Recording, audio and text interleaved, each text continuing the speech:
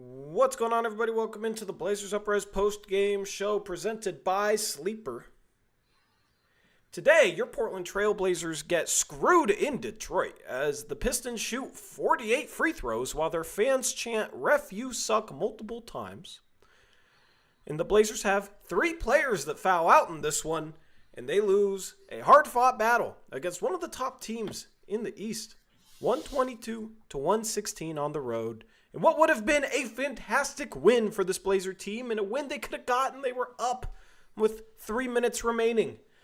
But some lack of execution down the stretch, and what I thought was the worst ref game of the year dooms the Blazers in the end as they lose this one. Eric, what's going on, man? How are you doing? What's up? Yeah, you've been on the rest a lot this year. Is it worse than some of the other times you've said that? Yes, I truly do feel that way. Yeah. I truly do feel that way. This game was disgusting to watch. Yeah, from just a flow perspective, definitely agree with you there. It's frustrating for me because the Blazers, I felt like, played well enough to win this game, and this would have been a huge win for them. I feel like they deserve to win this one with how they played. We know about all the injuries, but Klingon doesn't play tonight as well. And then, as you mentioned, three players foul out. They're just trying to scrap this together. And they get some pretty good performances from at least three guys, but it wasn't meant to be, I guess. And Detroit just made the plays down the stretch. And we had Chris Murray in the game in the last few minutes, and he pretty much, if you didn't think the refs cost us the game, that stretch by Chris Murray, I don't know if you want me to go through it right now, but we'll go through it. That stretch. So he doubles off of Duncan Robinson, one pass away in the corner. The pass goes to Robinson. He hits a three. And then short time later, he misses, or he throws an inbounds pass away to the Pistons. They get the ball back. He then leaves Duncan Robinson again one pass away. Both times Duncan Robinson hit those threes in the clutch. The first time he doubled off Cade, and he can't be the guy who doubles there when he's that close. When Duncan Robinson is that close, because that's a wide open three. If he gets it, no one has time to recover there. Can I interject for 5 seconds? Yeah. Do you remember earlier this week when I questioned if he was actually a good defensive player? Anyway, Go on. Yeah. And the Blazers, Grant did this also in the second half. I think Duncan Robinson ended up missing the three, but he also doubled Cade while just a short distance away from Duncan Robinson. But the second time, Chris Murray gets turned around and doesn't realize that Duncan Robinson is fading towards the wing on the perimeter. And by the time he turns around and realizes Duncan Robinson has the ball, it's too late, hits a three. And then come down on the other end, he commits offensive foul he pushed someone on a screen. And then comes down and fouls Duncan Robinson again, this time off ball. We're in the penalty, gets 2 free throws. So in the span of about a minute and a half, he commits 2 turnovers on the offensive end and loses his guy twice, resulting in open threes, and gets him to the line. That's 8 points on one end. We have 2 empty possessions because of him on the other end, and that's pretty much ball game in a close game that we were actually winning when that stretch started. Eric, this is just the final 3 minutes as well. We're talking about a guy who in his 28 minutes didn't score a single point. And not only that, he had a possession where he got 2 wide open threes, barely nicked the rim, almost airballed the first one, and then gets another open three and airballs that one. He's not an NBA caliber player. I don't care if he has some games where he is okay in a couple areas, so he's just a solid player. No, he is not an NBA player, man. He is not an NBA player. He's a horrible shooter. His defense is overrated. I brought that up earlier this week, and then look what happens down the stretch. He is clueless defensively in this game. I'm tired of watching him play. I don't feel good when he comes in the game. He doesn't move like an NBA player. He's not an athlete. I mean, he got away with the travel in this game where he drove and drug his pivot foot in the paint and didn't get called. That, there was a couple things that maybe Detroit got screwed on in this game. Not as much as they were acting like. We'll get into that. But it's completely brutal that you have a guy who you drafted in the first round. Apparently, the scouting department had a lottery grade on him. And you're talking about a guy that was a low upside pick, yet his floor is not high enough where you can just count on him to come in late in a game like this and not be absolutely, completely horrible and look like he doesn't belong anywhere near an NBA floor. But unfortunately, that's the reality, and it's year 3. He's 25 years old, out here looking like a complete rookie, and not just a complete rookie, right?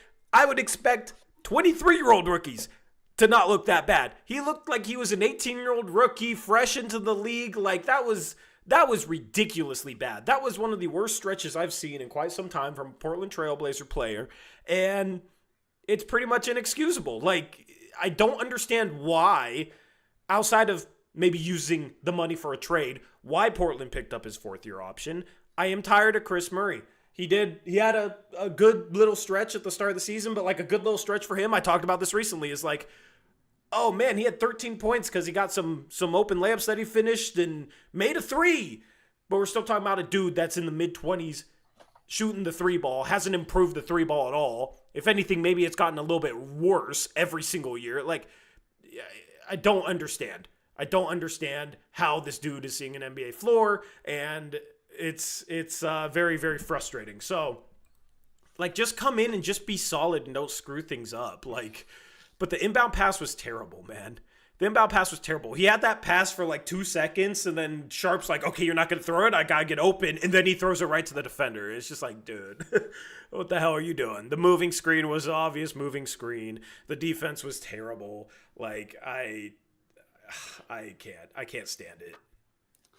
And I guess we have to give some credit to Toumani Camara for his no-show tonight. Foul out with 1 point and 6 fouls. Otherwise, Chris probably wouldn't have been in the game with that situation. But Toumani was a no-show and also cost his team by not being able to stay on the court. Yeah. So, well, unfortunately, with 3 people, when three wings go down, I know Chris probably would have played over CD and who was the other one that fouled out? Anyways, but Toumani. Oh, Chris fouled out too. Yeah, thankfully.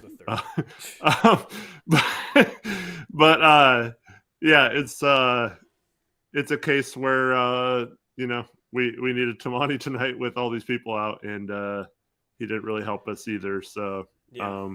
I don't know where, short of playing Repair or Reith or someone in that situation, probably results in the same things, similar results. I don't know what else you do there. If you're Tiago, I don't know if I necessarily blame him for that. No, I mean, I'll blame Tiago for having no idea how to challenge. And then right. There was a possession in this game where it seemed like they were running a 2-3 zone with Jeremy as the guy at the rim, and Jalen Duren went right through him, and it was like, what the hell was that? I tweeted out that play, by the way, because that made no sense to me. Or it was like a matchup zone or something where they like handed guys off. It wasn't a true traditional 2-3. Like, so there's a couple things in this game that Tiago had me scratching my head. But, it sucks Toumani didn't show up today. The 3 games before this, he was great. So, when it's not game after game after game, it's a little easier. Like, all right, this is an off night. He did have 4 assists, no turnovers. Just the refs called, like, it's not that they called everything, but they called a lot of stuff, and a lot of stuff was BS, and a lot of stuff was good calls, but they just called a million fouls in this game. And Tamani fouls out. I think with a normal ref crew, he's able to play 30-plus minutes because they were just it was like these refs wanted to make this game about themselves is really what it felt like to me. So, yeah, he didn't have an impactful game, only scoring 1 point in 24 minutes. You want more from Tamani offensively.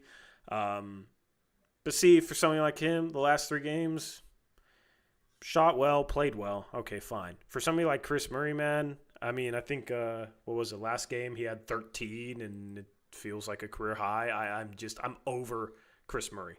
I'm just straight up over Chris Murray. There's no other way for me to put it.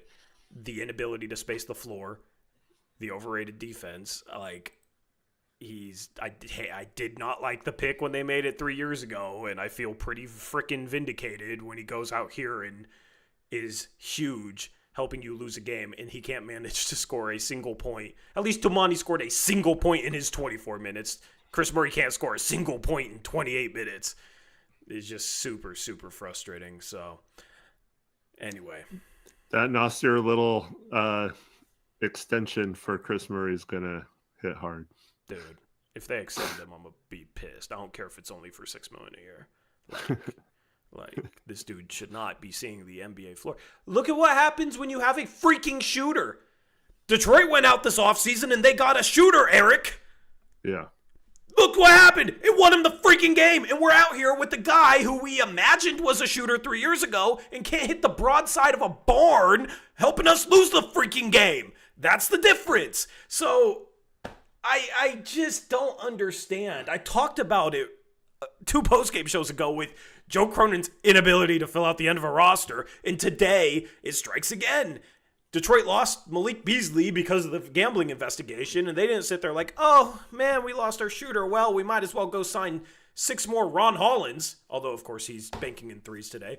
No, they're like, all right, we got some defensive pieces. We need a shooter now because we lost Malik Beasley. Let's go get a shooter. Let's go get the best shooter on the freaking market in Duncan Robinson.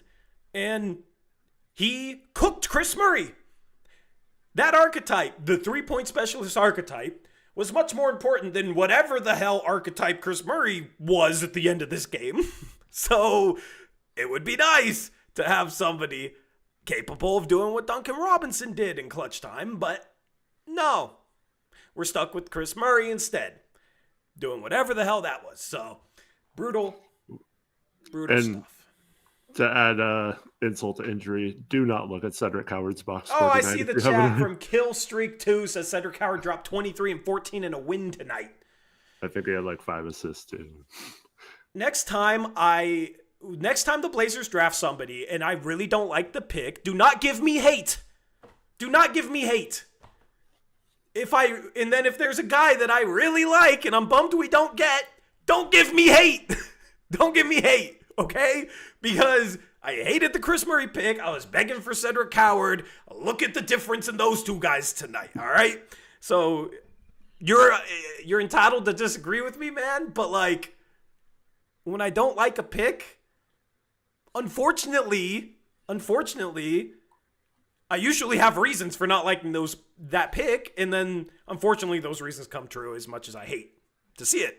So meanwhile, the move that I like the most that Joe Cronin's ever made goes off for 35, 9, and 7 tonight and doesn't have enough help around him. So, brutal. Denny's playing like a superstar. He's why we're in these games. The rest of the supporting cast around Cade Cunningham is much better than the rest of the supporting cast around Deni Avdija right now, but there's a lot of games where Deni Avdija is the best player on the floor, even when he's going up against bona fide all-stars or guys that are starting to enter superstar conversation like a Cade Cunningham. He was better than Cade Cunningham tonight. That's why the Blazers were in this game. You know what the other frustrating part is? Now I know he's had some good games and some bad games, but we seriously have someone on the remix that won a championship last year, playing actual minutes for the Thunder at times, and he's better than Chris Murray. He's better than Ryan Rupert. He's better than any one of our 2-way contracts. And like, he's just sitting there in the G League putting up Denny numbers, triple doubles. And we're just like, no, we're just going to keep playing Chris Murray and not even have Javonte Cook or Young Hansen with the team. Like, what are we doing? I know we can't shoot, so that's the problem. But like, Javonte Cook's not even starting on the remix when he plays for them sometimes. Like, why is he on a two-way? And what are we doing? Like, I don't get it. Yeah. I'm going to go into the refs in a bit because I forgot there was a such thing as a flopping technical with the crap that they don't care about in terms of flopping. I mean, we just watched SGA flop all over the court last time we played him, and he gets every freaking foul call. I've never heard of a flopping technical for him before. But apparently it matters for Jeremy Grant when he gets ran into. I'm going to go into that. That was freaking insane to me. Absolutely insane to me. But, since you're talking about two-way contracts, no, Eric, you're wrong, man. Guys fill the stat sheet and have championship experience that are on our G League team, they're not better than a guy that's capable of coming in and playing 12 minutes and having a turnover and going 0 for 3 from the field because they're super inefficient and being a minus 18 in 12 minutes. No, that's really, really nice to have off the bench from Caleb Love.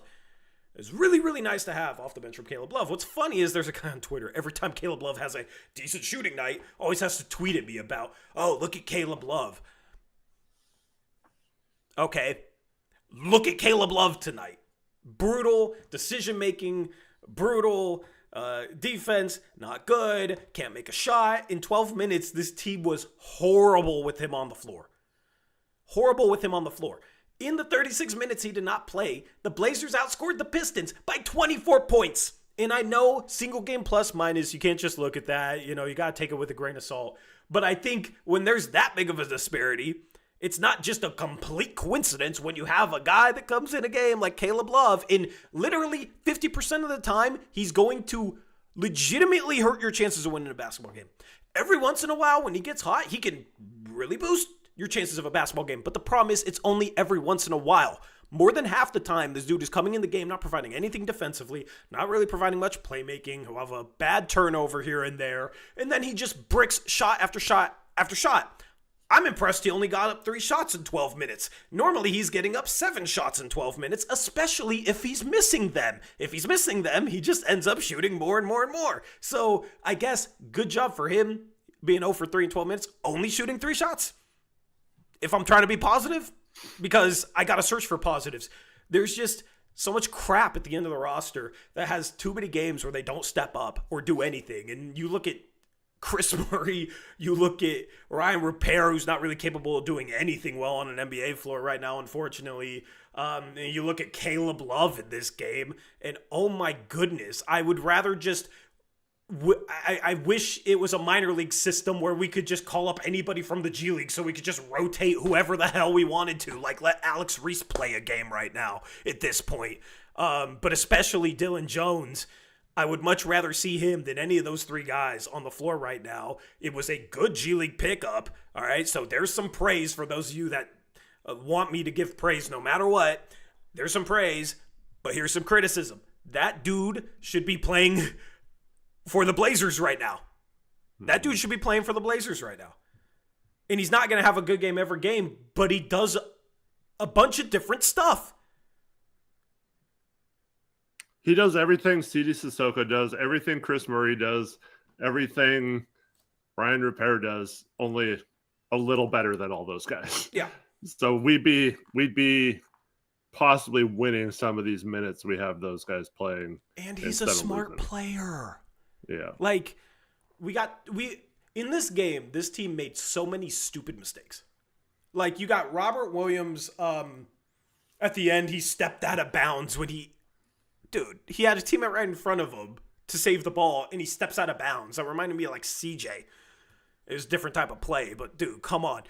Robert Williams at the end of the first half fouled Cade Cunningham on a 3. Those points mattered down the stretch in this game, right? And there's another play from Robert Williams. Before that, though, to even give them a shot at that 3-pointer, we have a Ryan Repair Chris Murray exchange from out of bounds for some reason with 10 seconds left. We have our worst 2 players involved in action, and we turn the ball over with 10 seconds left on the clock. Should have gotten last. after we ran a terrible play where Sharp just dribbles around for 25 seconds. And I know there's only 24 seconds of the shot clock. That's a joke. But he just dribbles around, gets bailed out by a 3-second defensive call. I think we missed the free throw, and then we turn the ball over and give them 3 points on the other end. Just devastating. Devastating. Yeah, stupid foul. I mean, I had so many tweets. The thing is, there's so much stupidity in this game. It kind of blurred together, and it's hard to even remember some stuff that I was very mad about. That goes towards foul calls. That goes towards just kind of boneheaded mistakes. Let's see. I'm scrolling through my tweets right now. This is why you got to follow me on Twitter. Link in description. Oh, yeah, and then we have Rob Williams shooting multiple threes in a game? Yeah. For the hell of it, and he airballs a wide open 3. I thought he did some good things in this game, but shooting he did, but like 2 threes is definitely not it. Why, like, the foul at the end of the quarter, like, how are you even stepping out of bounds and not saving the ball there at the end? Shooting threes, airballing 1.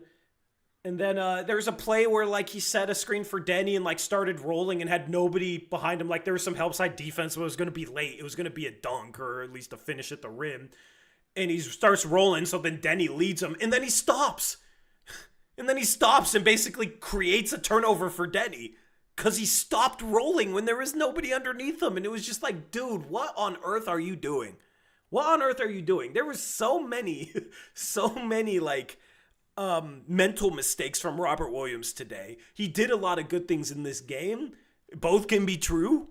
He made some good plays, but my goodness, did he have a lot of mental mistakes in this game that hurt this team as well, where you would expect a veteran, if that's a young player having some good plays and then making some mental mistakes, it's like, okay, learning curve. I like that you're at least producing, right? I like that you at least maybe might score in 28 minutes by the age of 25. But like a veteran like that, you would expect him not to make so many mental mistakes and just have a little bit more awareness on the floor. So that was disappointing to me.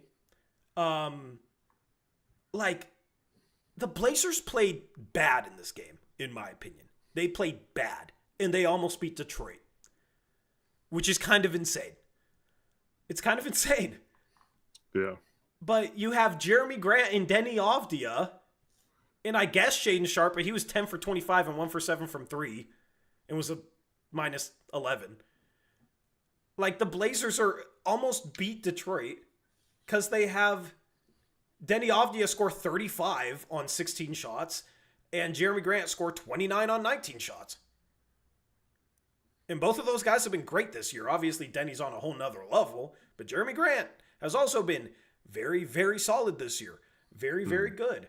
And those two guys today, you can make the case were the best 2 players on the floor. It's kind of strange how the team that had like not enough top end talent, but all these supposedly solid to good role players, now is having games where they play bad, but they're competitive against a good team because they have like 2 guys that'll step up and outplay everybody else on the entire roster on the other side. Like Denny, so many games we talk about him being a plus 12, and then in the 12 minutes he doesn't play, the Blazers are like a minus 15 or a minus 14. It's very frustrating, but also it's like, all right, when they get some pieces back, and if they figure out how to fill out the 8th, 9th, 10th man, 11th man spots better, this team looks like it could be really good because you have guys that are stepping up and carrying all this dead weight against good teams right now. That's what makes it so much more frustrating, though, when Chris Murray does what he does at the end of the game. Caleb Love does what he does. Like, you're not expecting much out of these guys, but you just don't want them to screw up the game when other players are carrying things, and they come in and they screw up the game. So, hopefully we can get healthy sometime soon, because the Blazers have the easiest schedule the rest of the year I saw, and, you know, it's only easier after playing a Detroit team that's now 18-5, but, like, damn, some of these games they should be winning down the stretch if they just didn't have so many mental mistakes that I think at this point they should be beyond. Yeah, and you mentioned Caleb Love's shot decisions and stuff like that. I'm pretty frustrated with Sharp's 3-point shooting decisions. He finally hits a three. I think at this point he was like 1 for 4, 1 for 5, or something like that. Throws his hands up. Next time down the court, he pulls up off the run from like 5 feet behind the line. What are you doing, dude? Like, come on. Like that's just ridiculous shot decision. And I know he can get hot, and maybe it's good for his confidence Can he overall get or hot from whatever. three? I don't know. But man, I just it's not good when you're having success driving the ball. I felt like it was aggressive. Some of the times it didn't work out, like the freaking overturned call on the challenge. That's ridiculous. You got punished for being like too good, I guess, on that one. But yeah, it's just like, dude, you hit 1 3.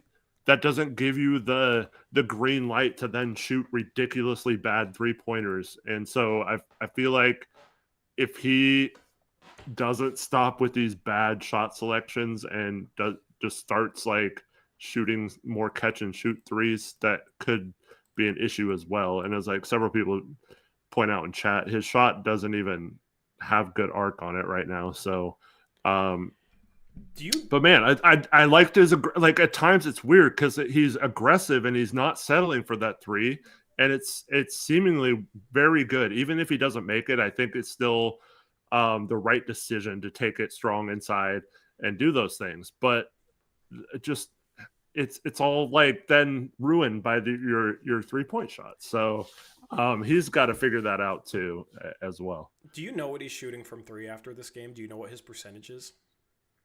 What was it going in? 29% or something like that? Just what do you think his percentage is after this game? I'm going to say 26. 24.5% Wow, from three. even worse. Jeez. He's not even a making 20, 1 out of 4. Yeah. He's not even a 25% 3-point shooter. And it's not like, here's the thing. Earlier in the season, we were like, okay, it's a small sample size. He's now shot 118 threes so far this season. Mm-hmm. It's slowly becoming a not small sample size. He's not turning it around. This is why, like, I'm talking about his 3-point shooting, okay? He did good things attacking the rim. But, like, this is why when he had a couple hot 3-point shooting games 2 or 3 weeks ago, Shaden Sharp turned the corner. He's been better lately in his past few games.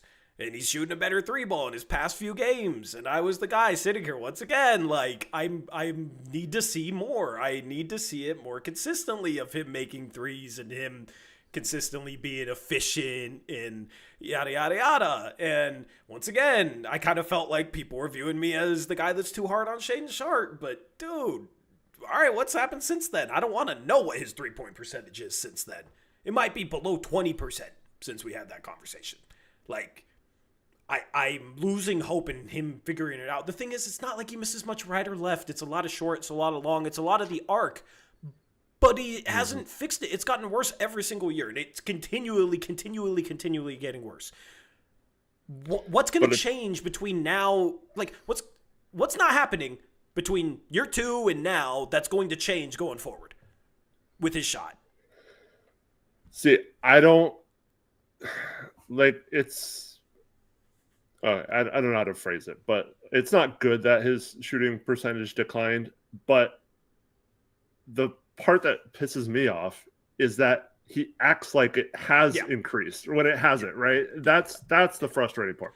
Because if he was just like taking good threes until he gets that under control, I'm sure his percentage would be much higher and it would look a lot different. And plus he would get more chances at the free throw line probably. He'd get to his spots where he can hit a little easier. And we wouldn't be talking about it if he's taking like 4 a game or something, But the fact that he shoots them like he is prime Steph Curry at times and prime Damian Lillard is just freaking ridiculous, man. It's I don't understand why he can't realize that he's not he shouldn't be taking those shots until he can prove he can make them consistently. And I don't want to hear that he's made them in training camp or whatever. That's a small sample size as well. So like we're in December now. Training camp was 3 months ago, like we don't need to be constantly reminded about how in practice he was hitting these shots when we know that they don't even really practice that much during the season. I feel like part of it might just be like all these guys are supposed to shoot threes. That's like the philosophy of the offense, which is kind of dumb. That's why Chris Murray shoots 2 threes when he shouldn't even have shot one on one possession, But go open threes, Eric. Open. No, I know, and if that's a philosophy, philosophy, hits a couple in a row. But those guys, like, they're not shooting off the dribble pull up threes when they're shooting 20% from three, and that I think that's the difference with Sharp. And ultimately, if he's going to reach a level that he thinks maybe he can reach, or a lot of people think he can reach, he probably will need to be able to do that, shoot threes off the dribble, coming off a screen, off a curl or whatever. But until you can do it consistently, you should not be doing it at all. I don't think. And it kind of marred what was a pretty good game for him. Otherwise, I thought he was decent defensively.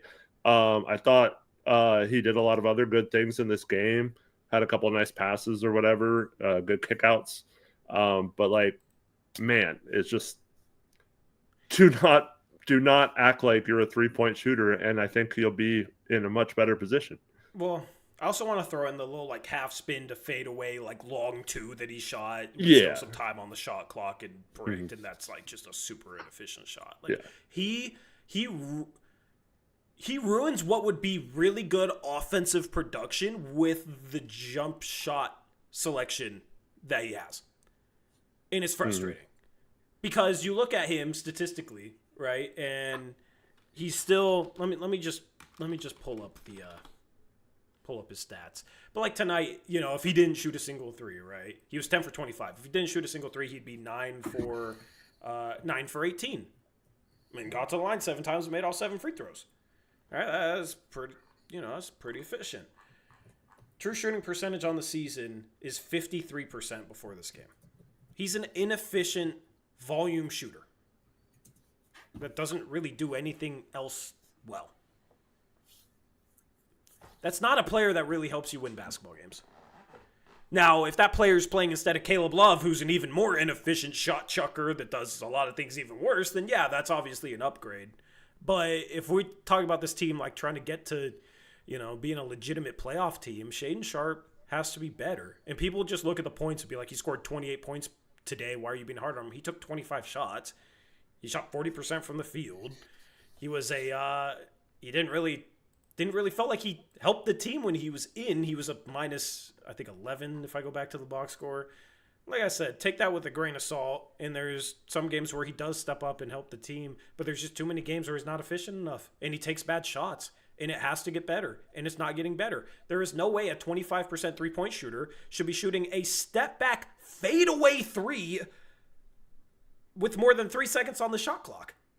But he shot it with it was 12, 13. I forget what was on the shot clock. But there's still plenty of time left on the shot clock. He's shooting a step-back fadeaway 3 as a 25% 3-point shooter. That's insane. Like, if I go watch another team, if another team had Robert Williams and we never had him, and I'm seeing Robert Williams shoot 2 threes and the second one's an air ball, I'm just sitting there laughing like, why are they letting him shoot threes? Why is he shooting threes? Thank you. Wasn't even close. Yeah, thank you. And then the first one rimmed in and out, I guess. But yeah, and then they have Chris Murray who's shooting 2 threes in one possession, and they're basically both air balls. Like, cool, man. These guys, let them shoot all game long. And then you got Shaden Sharp, who's a 25%er, and he's shooting a step-back fadeaway 3. If that was people on another team, we'd be sitting here like, why in the world are they letting them do that? Why are they letting them do that? But that's this team. That's this team. Guys who've made 2 career threes in, 6 seasons of play? 5 seasons? I mean, he missed a year, but like, made 2 career threes. He's shooting multiple threes. As a athletic center that's like a lob target dump off threat, he's sitting here behind the 3-point line. And they got Shaden Sharp shooting all these bad jump shots. The shot selection issues are the mark of a poorly coached team. There's no way, if the philosophy is, all right, we want everybody to be able to shoot. That shouldn't just automatically apply to everybody, but I guess it does because it even applies to Rob Williams. But that's even a step above, our 25% 3-point shooter, we want him to shoot a step-back fadeaway 3.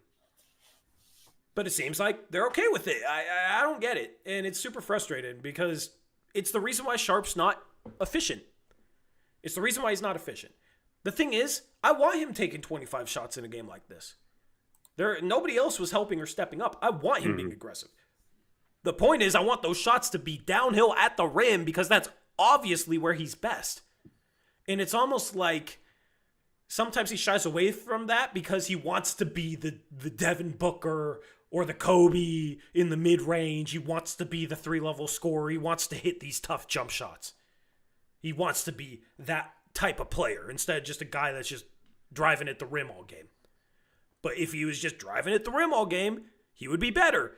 And listen, if he could make these shots, all right, go let him be Devin Booker. If he was shooting 35% from 3. But he's not. And it's not getting better. And it hasn't gotten better for years. So at what point is he going to either become a better jump shooter or become a better shot selector? One of those two things needs to happen with Shaden Sharp. Because otherwise, he's an inefficient volume shooter that averages 2 assists per game and 2.5 turnovers per game. And isn't particularly good defensively. Like, it's just not somebody that, if you see that player on another team, he would be looked at as a guy that's just like, oh yeah, he just shoots a ton. And he's just empty stats. And so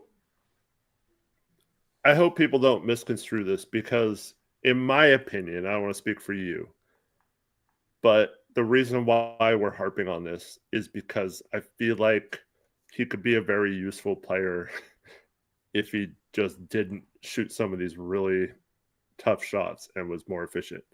I feel like there's still something there to where it's fixable to where he could be a legit second or third option on a team, especially one that has a Deni Avdija playing the way he is. So it's frustrating to see him just kind of like, because like when the minute he dribbled past half court, I knew he was going to shoot that 3.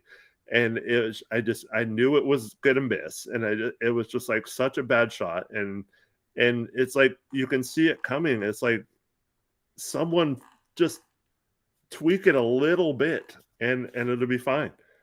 Yeah. Yeah. I mean, he shoots 8 threes per 36 minutes. Are there any players shooting 8 threes per 36 minutes that's shooting even under 30% from 3? Like, that doesn't have a track record of making them? I don't know, man. It's just the problem I have is he doesn't play smart basketball, Eric. He's super athletically gifted and he can get away with not playing the smartest basketball because he can drive to the rim and he's super athletic and he can finish really freaking well. But he's still averaging more turnovers than assists. For as much as he has the ball in his hands, he's averaging 2 assists per game. And he takes a lot of bad jump shots. He doesn't play particularly smart basketball. And this is something where if he's a rookie or year 2 guy, okay, fine. But when I don't feel like he plays smarter basketball than he did at the end of his rookie season, and now he's in year 4, but people still want to give him the excuse if he's 22. Okay, well, even though he's 22, he's in year 4. He should be playing smarter basketball by now.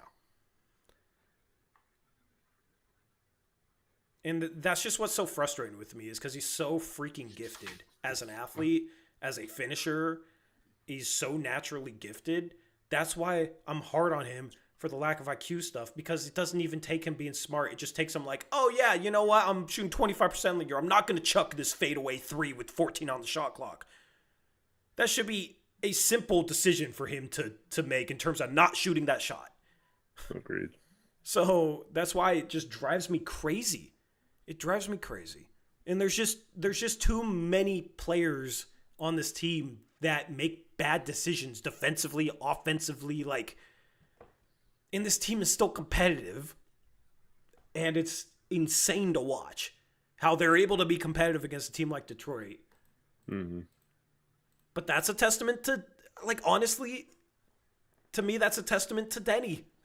Like, yeah. Denny's carrying a lot of crap on this roster right now, and he's playing like a freaking superstar. I got in an argument on Twitter, Eric. People saying Denny can't be the number one player on a playoff team. But going into this game, the Blazers were the 13th adjusted offensive rating team in the league, with Denny as the number one, with like the worst shooting cast in the league around him, and G League players and a bunch of kind of crap around him. They were still literally a playoff caliber offense. There's 16 teams that make the playoffs. They were the 13th ranked offense. With all this crap around Denny, he's literally a playoff caliber number one. Now, I don't know if he can be the number one on a contending team, but at this point, I'm not going to rule anything out with this guy because he's playing that well and he's improved that much over the past couple of years. And once again tonight, he almost gets another 30-point triple-double. He has 35 points. Playing through injury, mind you, because he was hobbled. I hope he's okay, because if he's not okay, we might as well start the tank. 35 points, 9 for 16 from the field, 3 for 7 from 3, gets to the line 15 times, makes 14 free throws. Detroit was getting pissed off about plays where he was drawing fouls, where they were obviously fouling him. Like, I don't think a single foul that was called for him was not clearly a foul. Like, he gets fouled all game long, so gets to the free throw line. People want to make a lot about how many free throw attempts he's shooting, but he's getting fouled all the time. All the time. Yes, sometimes he'll, scoop the ball low and draw the contact with the arm. As I've said before, there's also a move where he doesn't get that contact. He's going to the rim and he's finishing. So he got a foul call off that today and almost finished the and one. But also 7 assists. He's running the offense great, 9 boards. Another game where if the Blazers just hold serve in the non-Deni Avdija minutes, they're beating a good team because they're outscoring that good team with Deni Avdija on the floor. He was a +4 today. Like I said, single game plus minus, got to take it with a grain of salt. But when it's game after game after game where this team is better than good teams with Deni Avdija on the floor,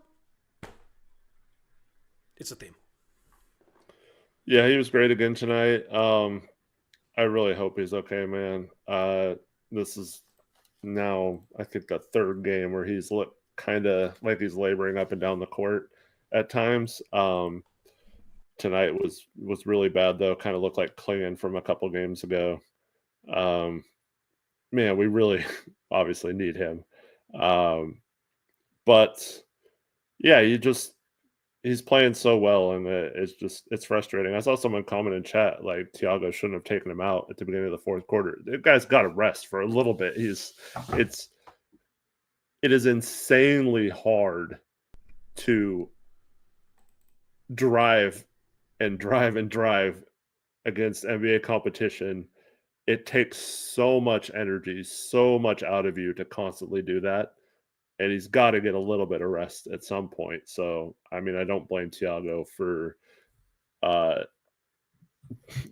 him sit out for a little bit. But I don't know, man. It's just so much different when he's got the ball. And every freaking game.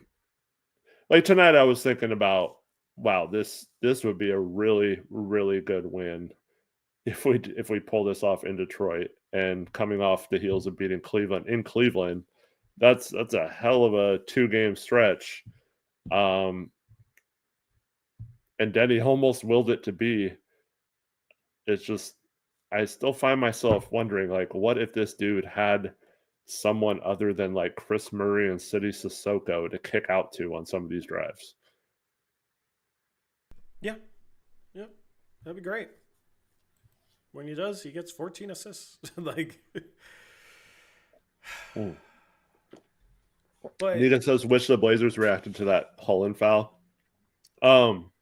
Yeah, the Lamar mentioned this. How like, did you see? You know what I'm talking about, dude, I'm like so ready to rant about this. Yeah, go ahead.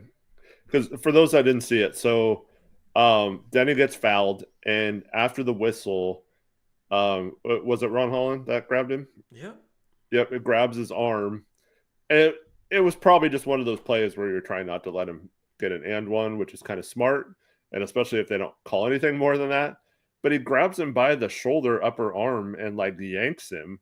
And dude, yeah, you need to go protect your guy. Someone's got to go stand up for your best player in that situation. Everybody's So going to the refs foul out don't look anyway. at You it. might Yeah. as well get ejected.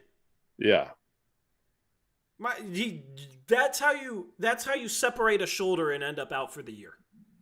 Is by somebody doing that. Somebody on this team should have pulled an Andre Miller on Blake Griffin on his ass. Like, you don't do that.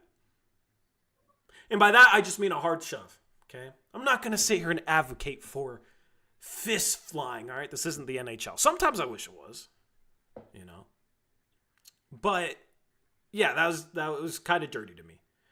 The thing that pisses me off, if he was just trying to stop the end one, okay, I get it. All right, maybe it wasn't as malicious as it seemed.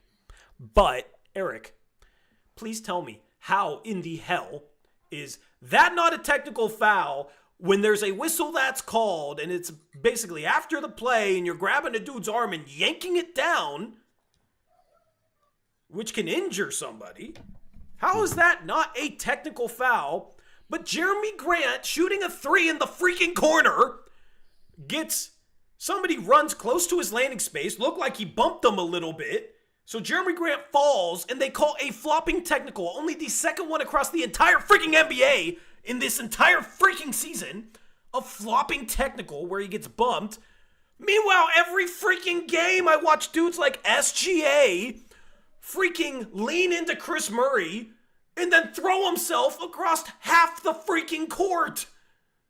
But yet, that's a flopping technical? I forgot that even existed because I see so much freaking flopping and BS all game long from all these stars, and the refs fall for it every freaking time.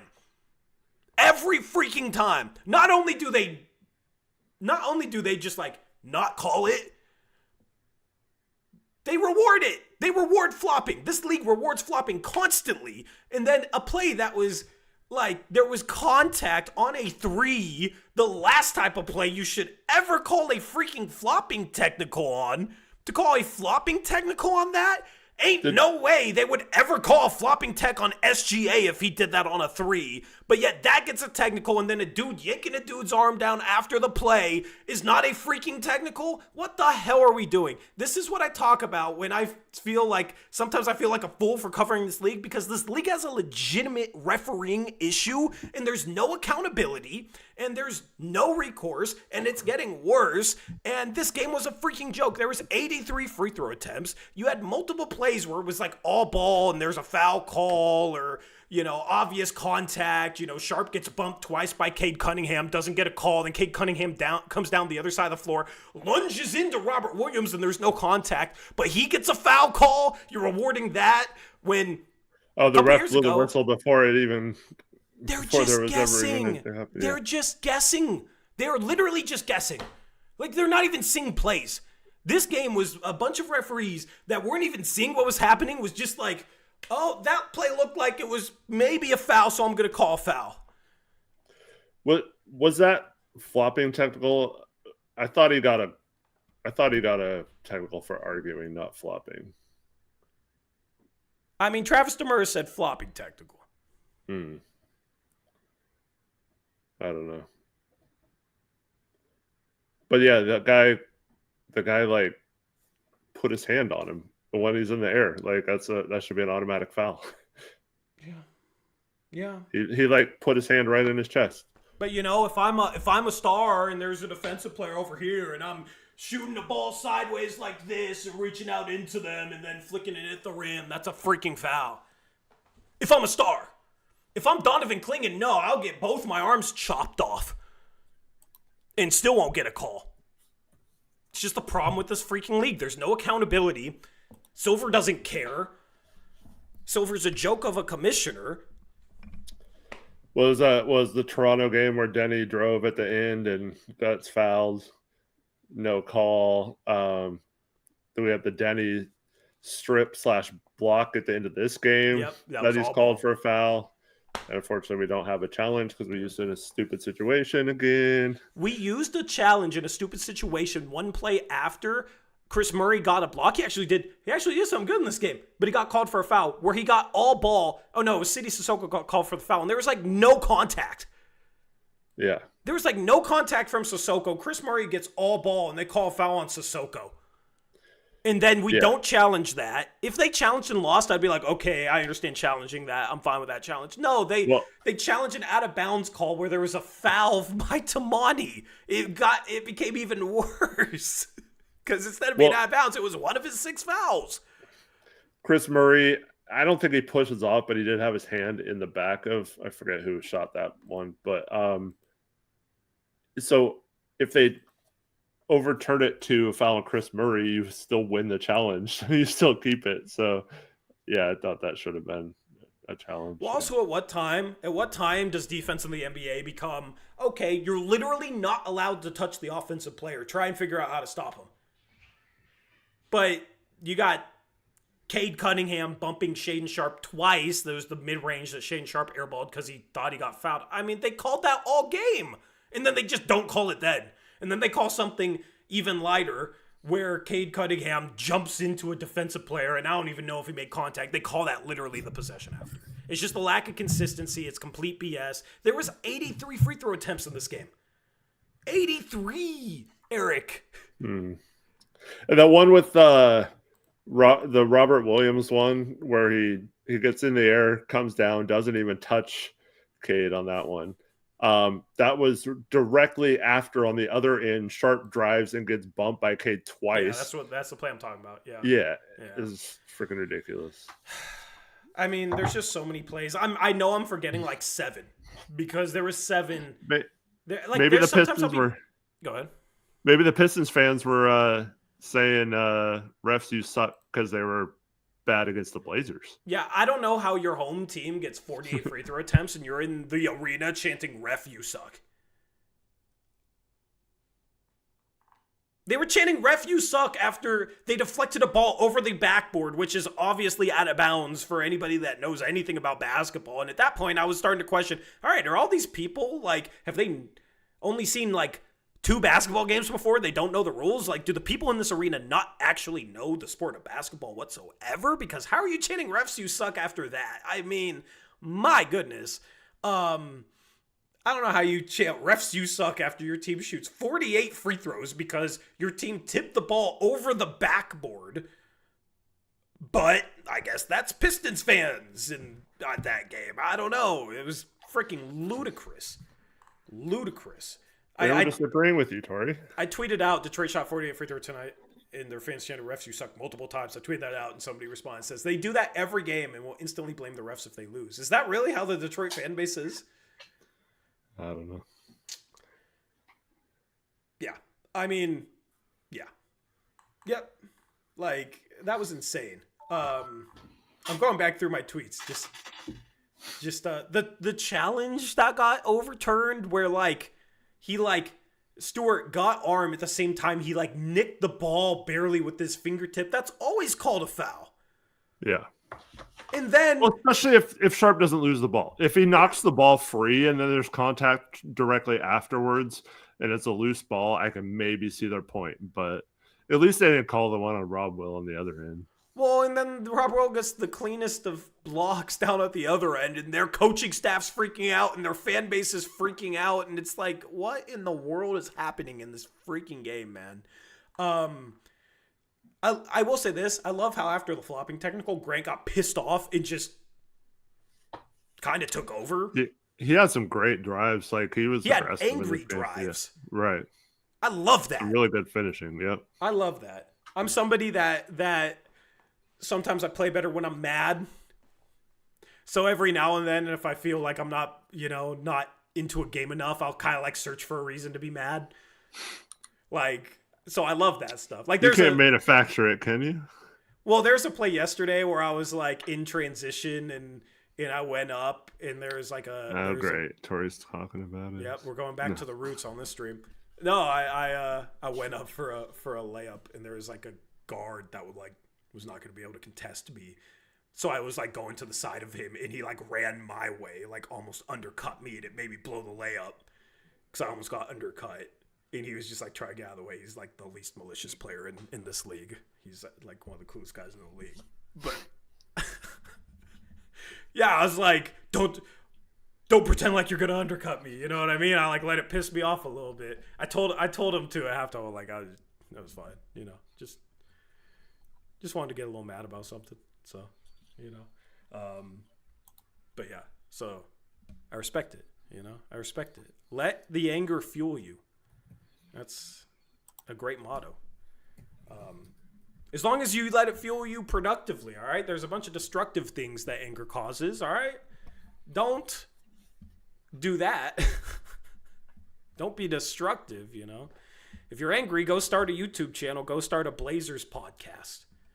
If you're angry, drive it down their throats like Jeremy Grant did. Thanks.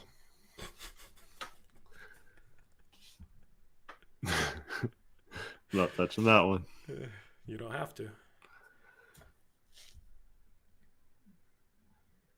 Anyway, I got Eric speechless. Love when that happens. Yeah, the rest are ridiculous. That was insane. I do mean that this game was worse than any other game this season. There's been some bad stuff this season. I almost feel like they're just pulling refs out of nowhere. Like there's new refs every single game. It's just like, oh, well, this G League refs gets to ref an NBA game today. And then it's just a bunch of bull crap where they try and make their impact. I don't know, dude. That was ridiculous.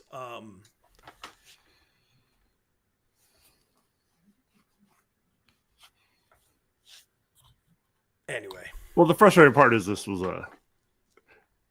despite all this, we still probably should have won the game. This is why it makes me so much more mad. Is because it ruined this game. This would have been a huge win for the Blazers. This would have been a huge win. To get back-to-back wins for the first time in over a month against two good Eastern Conference opponents on the road, as shorthanded as they are, would have been huge. Would have been huge. And they were in position to do so. And then it gets stolen by the refs and Chris Murray. Disgusting. So I like this comment in chat. It says the refs ruined the game. Chris Murray lost the game.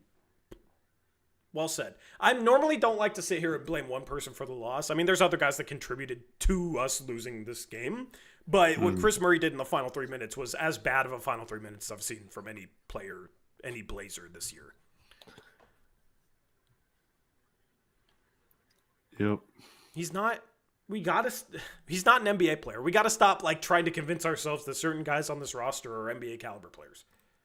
Just to be nice. Listen, I'm not here to be nice. There's other people with other podcasts that are there to be nice and always look at the positives even when there are none. Okay? I'm a fan that I just want to see this team win, and when I see somebody come in and screw it up like that, and when I see somebody who doesn't, in my opinion, play to an NBA caliber level, I'm going to call that out. Nothing personal. I'm talking about you as an NBA player. Chris Murray seems like a really good dude. A really good guy. Okay? And listen, he's made more money already in the NBA than probably all of us will ever make. All right?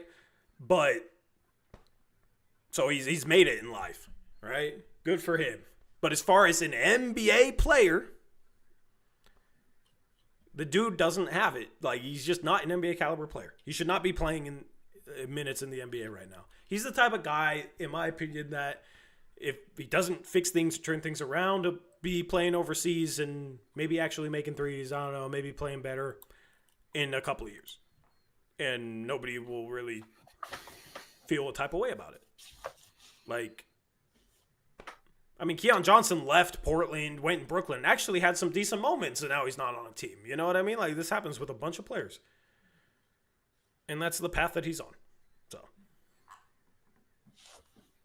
Yeah, unfortunately, there's several players who could say that about that are playing right now. He was yelling at guys earlier in the game. Chris Murray was? Or Denny. Oh, Denny was steaming mad? Yeah. Yeah. Denny was getting on his team. As he should. As he should. I love to see that out of Denny. So it was 3:43 is when Jeremy made that three with the flagrant foul. Yeah. And then Denny makes a mid-range shot on that possession too after Jeremy makes the free throw. We were up 5 with 3:27 left. 108-103, and they finished the game on a 19-7 run. How do you give up 19 points or 19 as a defensive-minded team, Eric? In 3 minutes and 43 seconds. I mean, some of that was fouling at the end, but oh my God, man. Like, defense just completely collapsed. Well, there was that stretch in the second quarter, too, where we just completely fell apart, got down 13, had to claw back. There's way too many of those little stretches. This team feels close to being good. This doesn't it feel like this team is close to being good? Yeah. But they're not good because they got just this crap on the roster. They got injuries, but like, I don't know. They don't execute well late in games. I mean, even if healthy, I wouldn't be surprised if they found a way to choke this game like this.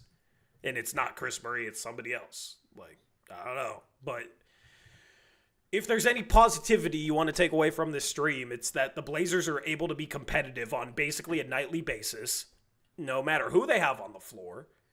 And they have a lot of crap on the floor right now, and when they get healthy, they have a super easy schedule, and I could see this team doing what they did last year, where they win 10 out of 11 games. You know, if they did that right now, they would be 19-15 and be battling for the 6th seed in the West. Like, as long as they don't fall too far behind until they get healthy, they're 5 games below 500 right now. I don't think that number can grow. You got 2 road games ahead of this. Like, at least got to split them. You got Memphis and New Orleans, both right now lottery teams in the Western Conference. The Grizzlies, the Blazers are battling with for the 10th seed right now. Both of these games, very winnable. You got to win at least one of them. You're still 5 games below 500. Then you get some rest, maybe get some guys back, get a lot of home games second half of December. The schedule lightens up. Like, that's where then you could see this team make a run to being above 500, especially if Denny keeps playing the way he's playing because he's playing like a freaking superstar. That's the positivity to come away from this game.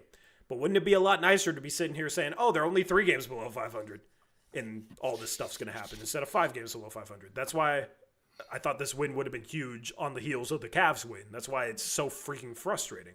So it's not that the frustration doesn't come from a standpoint of, oh, things feel bleak or things feel, this team just sucks. It comes from the standpoint of it feels like they're close to being good and they still have an opportunity to have a very solid season where maybe they're above 500. Maybe they can make it all the way up to a 6th seed. I think 7th, 8th is more realistic right now, but like I do think they have a chance to do that. And then when they lose games because of refs BS and Chris Murray doing whatever he did tonight, pulling a Tony Snell almost, it's frustrating because it feels like they're close and it feels like they have a good opportunity in front of them, and every win matters and every loss matters. And the way they lost this game was kind of infuriating to me. The refs, the mistakes, the mental stuff, some of the players just brutal. Well, this is why you and I get the reputation of being negative. And it's actually because we feel like they should be better than they are. And I hate to keep beating a dead horse, but if this roster was constructed better, we would probably have survived these injuries and been an above 500 team right now. If you just manage the end of your roster a little better with some shooting that every single person outside of Joe Cronin knew we needed. And so this is why I'm not just going to sit here and praise Joe Cronin and be like, wow, the Blazers played really tough despite missing a bunch of rotation players and all that kind of stuff. They still should have won the game with all that. They still should have won, and they would have won had they had Cedric Coward or some sort of Duncan Robinson type acquisition this offseason to provide some shooting. They probably win this game, right? So it's for me, it's actually worse that they're so close despite all this, because they could have survived all this, had a better record at this point, and we could be talking about, wow, they're 13-12 or whatever, and we're about to get some guys back too. Next year we have Dame. Like, this is awesome, right? Yeah. Right? But and this is why I mean, like I said, I don't want to speak for you, but like, this is why I think we get so frustrated when people come at us like, oh, it's only a second round pick. What do you care? And all this kind of stuff. Because it all adds up to, if we had a shooter with that second round pick and we would have been developing him, he plays over Ryan Rupert for those minutes, maybe hits a three that those guys aren't hitting, and maybe we win games like this. Mm-hmm. And it's very close. Like you said, I feel like it is close. So I'm not just going to be like, oh, wow, we tried our best. Good thing we have Chris Murray and Ryan Rupert, because they really almost pulled it out tonight, guys. Like, that's not how I'm going to analyze things. I'm going to analyze it like, this roster should have been better, and it isn't, and it's costing us games, even ones that we shouldn't be winning, like Detroit. We're good enough to win in Detroit tonight. We were good enough to win despite not even playing that good, and despite playing half the rotation, like not even rotation level players. So it just, for me, it all adds up to, why are we praising this situation instead of wondering why they're not doing anything to address this before it's too late on this season, or before this season possibly gets out of hand, when we could have easily been in a different situation to where we get guys back. And we're talking about, like you said, possibly just making the playoffs outright versus being a play-in team. And that's why I don't feel like anyone deserves this, what's the apology form or whatever. Like, I don't feel like anyone deserves that, because it's still like a situation where we should have been better than we are if we had a little bit better roster. Yeah. I think like a lot of the arguments that I've heard this season is like, Vegas only had them winning 34 games. You expected more. Like, that's more negative than what I'm saying, man. I was the guy who's always believed in Denny and believed he had a chance to be a star. And look, he's a star now. You know, that was pretty optimistic. And this team is playing, I think they have certain guys on this team that are playing better than expected, and they should be better than expected. And I expected them to win more than 34 games anyway. So you literally have a guy on this team averaging 26.2 points per game, 7.2 rebounds, and 6.2 assists. I almost feel like we're starting to get a little used to what Denny's doing. Dude, if you said before this season, you remember we were predicting like him to score around 20 points per game? If you told me 23 games in, Denny's going to be getting 26.2 points per game, 7.2 rebounds, and 6.2 assists, we would have been freaking ecstatic. But also, like, I'd be like, well, that's the probably best case scenario, but I'm not completely shocked. Like, he's capable. I think we did a poll before the season, like, who's more likely to be the next Blazers All-Star, Deni Avdija or Shaden Sharp? And I don't really remember much about that conversation, but I believe I said Deni Avdija. And I don't remember what the poll was, but just because Denny was closer and had the combination of skills to be this level of guy.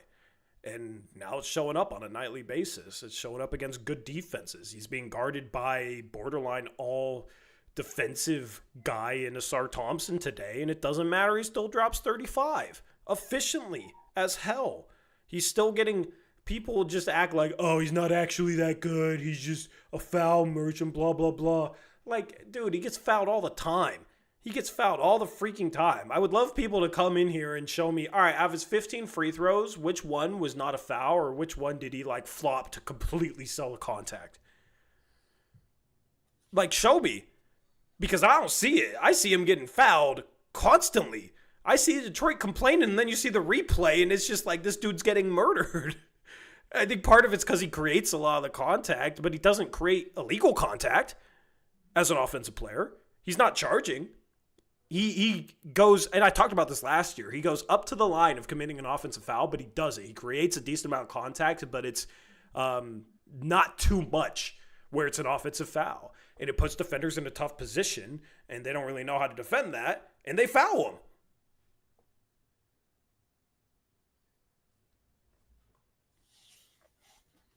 He leads the league in drives. Like, he's a freaking star.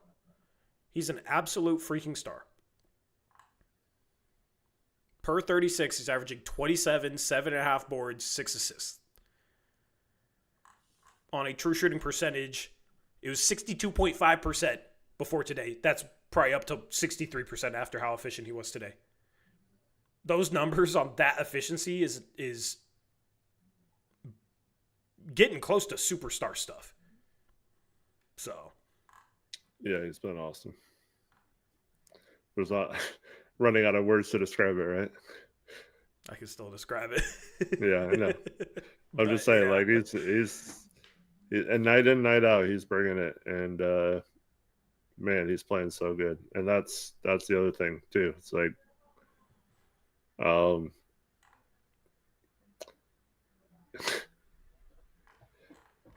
why are we? Oh, I just get so frustrated with the roster the way it is. Yep. Yeah, you know what's funny is like people were saying, "Oh, he's not a star. He doesn't have a mid-range game." Like, okay, since when is that a requirement of being a star? Number one, but all right. What do you do? Doesn't need a mid-range game. He gets to the rim and he shoots. Yeah, but then in crunch time today, he hits 2 middies. One was like an SGA create the contact little 14-footer. Looked like SGA. You know, without like the overextended off arm that SGA will throw into defenders because, you know, SGA things. But if he starts hitting that consistently enough, like, all right, he might average 30 a game next year. Then we might be having a conversation. Maybe he is a number one on a contender. I'm not going to put that past him because it keeps getting better. And he's gotten so much better the past 2 years. If he keeps improving, he's still only 24. Like, there is a legitimate chance that he becomes like a top 12 player in the league one day. Like, he's already borderline top 20. So we might have a future top 10 to 12 player on our hands. Truly. It would have sounded overly optimistic and kind of crazy before the season if I said Deni Avdija is going to be in conversations like he's going to be an all-star this year and he's going to be averaging these numbers and he's going to be borderline top 20 player in the league. Would have sounded crazy optimistic. This is exactly what he's doing. So I'm not going to put anything past him. Blazers have themselves a legitimate star. That was the biggest worry about the rebuild. Well, guess what? They found one. And they have assets. Like, I feel much better about this rebuild because of Denny's play this year. Now you just got to figure out how to freaking put a roster around him and upgrade this roster in time for next year with Dame coming back. Man, see, this is my issue, okay? And there's going to be people saying we're too hard on Chris Murray or whatever. Fair, whatever. We are hard on him. But they legitimately went into this season thinking he was a quality rotational player and could be our fourth forward. They actually thought that and told us that. They told us they really liked what he was doing and really like what he brings and all that kind of stuff. Okay. So this is why we get frustrated then when that doesn't work out, because you set it up that way to have to depend on him even without the injuries. So now that we have injuries and we have to depend on him even more, he's proven that he's not really that type of player. And you also have multiple other players that are in the same boat. So you have to start questioning drafting him. Ryan Repair not developing. Why didn't you? I mean, it pretty much that was pretty obvious this summer that he was probably not going to make it here on his next contract, right? We're probably going to be fine with him walking like we let several players walk recently. And so the Blazers actually went into the season like with some of these guys maybe having to play at times, and they said they were fine with it because they believed in those guys. And so you have to start questioning why they do. All this is making me want to do is go back to our 2023 NBA draft reaction and play the clip of us drafting Chris Murray. Oh, chat, should I do it? Yes or no? Should I do it? Let me know. I can play it. But do it for the LOLs. All right, this will be a little 4-minute clip. 4-minute clip. But, you know, Eric, you got to start questioning the draft pick. I mean, I was questioning it at the time. I mean, I don't even really remember. So I just want to see this kind of out of curiosity. Because we always talk about, like, at the time, I didn't really like the pick. We'll see. Let me change this to my ad-free YouTube account. And let me pull it up.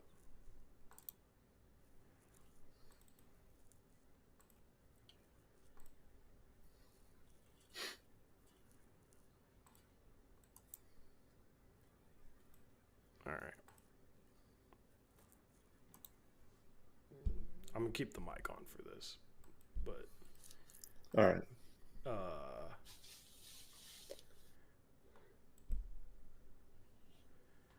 Oh yeah, that big board.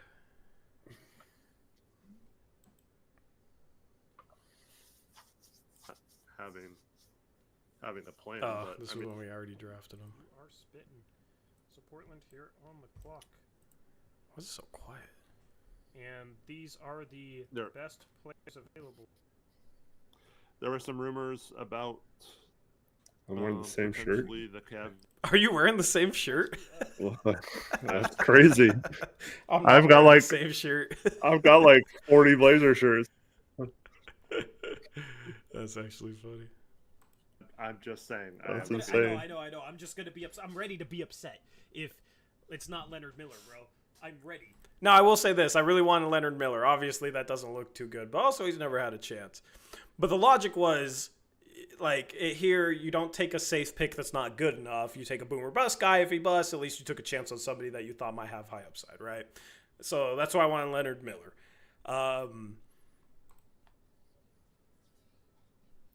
No, Clowney's putting up some pretty big numbers. I know. I don't know why it's so quiet, but... Oh, God. Please be Leonard Miller, bro. With the 23rd pick in the 2023 NBA Draft, the Portland Trail Blazers select Chris Murray from the University of Iowa. Chris Murray from the University of Iowa, of course, the twin brother of King Jordan, 2022 number 4 pick. We're trying to win, yep. We're trying to win. That's crazy. It's like the pick of the time was like, oh, this is a pick to try and win now. But yet 3 years later, it's a pick to lose today. But look at my face, man. Oh, man. I don't get it, dude.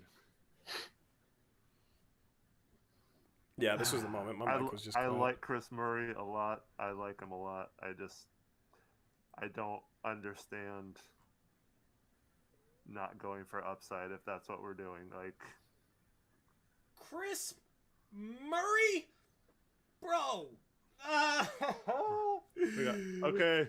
All right, Dame. I know we drafted Scoot, but we got you. We got you. We're gonna be this year's Kings. Why, bro? Oh, God. Cronin cannot pick a lane. He's incapable. He's not competent as a GM. I mean, After all this freaking time, we still end up with a Murray. We just had to end up with a Murray. If it wasn't last year, it was going to be this year. We just had to. I mean, he's not as good as Keegan. He's not as good as Keegan. I mean, he doesn't have as much defensive upside as a Prosper or a Murray. He doesn't have as much offensive upside as a 23 too. I think he does have as much upside as his brother. I just don't think Iowa's as good this year, so it was tougher to put up numbers. We're not trading. If we end up trading Dame after all this, I am going to not only rage about that, but rage about the fact that we took Chris Murray, because it makes no sense unless you're keeping Dame. So I mean, Chris Murray makes no sense if you're keeping Dame, in my opinion. So for the record, keeping Dame, in my opinion. Chris Murray is about to turn 23 in a month and a half, too. Exactly. So if you're not keeping Dame, it doesn't make sense. Miller at 43. Miller's not lasting to 43. I thought you wanted to keep Dame. Bro, Dame, I don't think drafting Chris Murray is So I don't know going if to I change Dame's market. give my full thoughts on him as a player. That's the problem, is every time the Blazers make a pick, there's always a part of me that's like, okay, if I really don't like the pick, it's like, try to look at the positive side. Try and look at the good. And I feel like a lot of fans are that way, where it's just try and look at the good, try not to hate him too much. As a new player, he just got to the league. Like, you shouldn't be too hard. Also, he just got drafted. There's definitely Young. like Young. Yep. Like Young. But I mean, even Young, at least Young has some hypothetical upside. You know what I mean? At least he has some hypothetical upside. I never saw the upside with Chris, man. Pick a direction. I go back and watch me in the selection of Jabari Walker last year. I was happy with Sharp, too. Like, y'all just... JJ Ben says he's not a 19-year-old. That's funny. I mean, I told you guys who I wanted. I told you guys who made the most sense. Jackson says the Kings are trading Rashawn Holmes and pick 24 to Dallas. Pick a direction. I go back and watch me get Nick Smith or Sensabaugh or... Anyway. That's who I would have wanted if we didn't take Miller. Was Prosper. Yeah. Anyway, so if you guys want to go rewatch that whole clip, you can. That's the thing. There, you can see our take from every point in the Blazers process the last 6 years. But I believe I had him like 40th on my board. They took him at 23. It wasn't pretty. Was not a good pick at all. It's just funny how we looked at it as like, okay, this guy should be able to be an eighth man as a rookie, and like, all right, it only makes sense if we keep Dame so we can just fill like an end of rotation spot. And 3 years later, we're sitting here like, dude, he's not even, in my opinion, he's not even good enough for a ninth man spot, and he's 25 now. So yeah, it's just at what point do you give up on a first round pick? Like, I didn't really have the hope, but like if he was going to turn a corner, it was going to be this year, I think. And just the lack of improvement is telling. And at some point you have to wonder, I always kind of question Chauncey's player development a little bit. Now that he's gone, how do you question anyone coach's player development? Because there was that turnover at the start of the year, but like Repair hasn't developed. Chris Murray hasn't developed. A lot of the traits that we need to see in Sharp haven't really developed. Like his 3-point shot has cratered. Like there's a couple traits that have developed, but there's like a lot of guys on this roster that haven't really developed properly for whatever reason. And I don't know why. The one guy that developed was Denny. They traded for him last year, but like, was he already on his way? He already had he was really good second half of the year for Washington and already had all the skills necessary, in my opinion, just had to kind of put it together. And then Scoot showed legitimate improvement in year 2. Scoot showed more improvement in year 2 than I think Chris Murray, Ryan Repair, maybe even Shaden Sharp have showed in any year. But of course, there was a lot of room for improvement for Scoot. But there also is with Repair and Chris Murray, and we're not seeing it.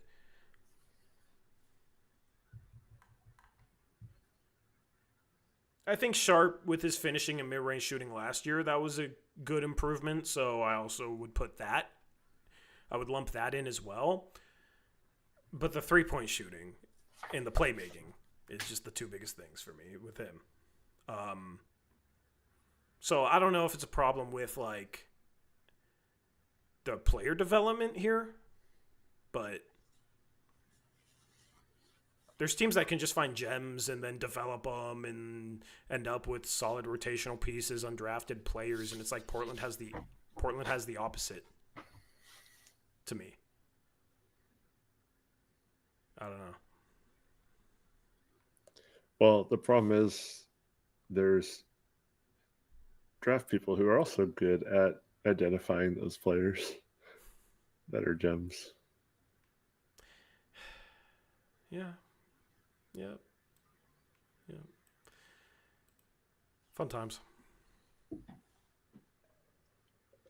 Now I want to go watch back my reaction to not keeping Cedric Coward. I believe I said something like, man, this is going to hurt. Seeing him in a Blazer hat. 23-14, man. We get to see him next game. Well, that was because we already had heard the trade. Yeah. But, like, it still hurt. It still hurt to No, see it did, that. but if we would have drafted him and then found out, because, like, the Zach Collins pick, we found out beforehand. If you watch that draft, like, we knew beforehand that we were trading up to 10. So when we took him there, we knew that was our pick. But, like, we already knew Coward was, so yeah, it just was like, oh man, this sucks because this is the guy that's perfect for us. And also really good. We both knew it. Yeah. Where did I have him on my board?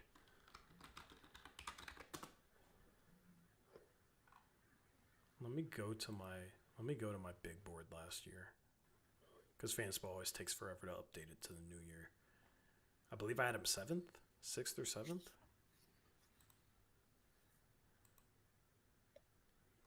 Oh wow, they have updated already. That was fast. Normally they take Couldn't their find time. mine from last year. Couldn't find my final one last year. Yeah, I think I had him beneath. I had him ahead of Ace Bailey. I know that. I had him behind Fears. I had him behind Flag, of course. I had him behind Harper. I had him behind Edgecombe. And honestly, all four of those guys have looked pretty damn good this year, too. Oh, and I had him behind Knipple. And I don't know if there's anybody else. I don't know if there's anybody else I had him behind. Like, that top 6 has been phenomenal. Those 6 guys have been phenomenal. I believe that was my top 6. Oh, Malawatch. I might have had Malawatch ahead of him. I might have had Malawatch at 6 and Coward at 7th. And Malawatch hasn't really done anything, but also Malawatch is like a long-term project big. He could still be pretty good, but yeah.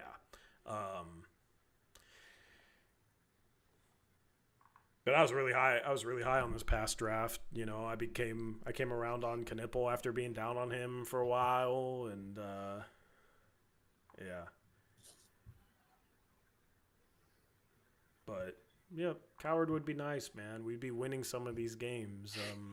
Here's the thing, like, if you can turn that Orlando pick into something good, then you kind of can maybe salvage it. Or if Young, against all odds, becomes the next Jokic, then yeah, all right, cool.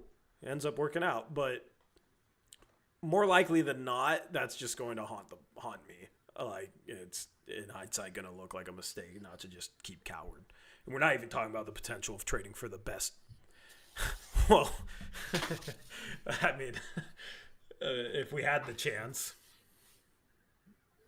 to trade for the best Milwaukee or New Orleans pick, then Eric,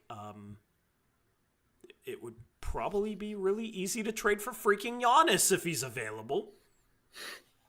if we had that pick on top of all the rest of the We'd Milwaukee have picks, 4 of their picks the next we'd- 5 years. we'd for sure, we'd have that locked. I mean, even if we took Coward, you know how nice of a piece that would look like in a Giannis trade? Like, could Portland have gotten too cute with getting hyper-fixated on Young Hansen that it screwed them out of a chance to potentially get Giannis? And some people, for whatever reason, don't want Giannis, but, like, that's what that's what drives me kind of crazy. I think it's more they hyperfixated on someone who played the same position as the player they drafted last year, isn't as good, anywhere near the defensive person that player is, and that was the whole reason why they identified that we needed a defensive player like Klingon was for that rim protection, and so I think the failure was, even if you see that Hansen has a lot of offensive skills, is that really what you need if he's not good defensively? And can you get away with having a center that isn't good defensively? I don't think they could with the style they're trying to play. So the fact that you passed on someone like Cedric Coward, who could potentially really upgrade your rotation and be good on both ends and a shooter that you need, that makes it doubly frustrating. And then also, like you said, passed up potentially on a better pick. There's gonna be a comment after the stream like, we gotta stop talking about Cedric Howard so much, but I don't know, when you got Chris Murray doing this tonight and you play Cedric Howard next, it's kind of hard not to think about. And I mean, just the scouting, like I told you guys, people think the scouting department is automatically really good because they know Mike Schmitz, because he started Draft Express and then was on ESPN. So, you know, he's a known guy in a role that you don't really know anybody else. So people assume he's just top notch and that the scouting department's good just because they have Mike Schmitz. But there's 29 other guys that you don't know of that this is their career and their life to lead a scouting department, to scout properly. Mike Schmitz isn't automatically any better than them. And I'm sure Mike Schmitz would tell you the same thing. Just because he started Draft Express and was on ESPN doesn't automatically mean he's better than every other scout out there. But people just assume the scouting is good because we have Mike Schmitz, and I've always been the guy. I loved Draft Express. It got me into scouting prospects. I owe that a little bit to Mike Schmitz for starting Draft Express, you know, and his journey. I respect the hell out of it, and I respect the work that he puts in. I'm not even sitting here saying that he's not good at scouting. Obviously he is, but so is everybody else in scouting departments. Like, even the bad organizations, like, they got people that go out there and scout for a living. So I was never somebody to just sit here and hype up our scouting department without results. And unfortunately, the results we've seen haven't necessarily been the best. Their best scouting win is like identifying that Denny's a guy that we want.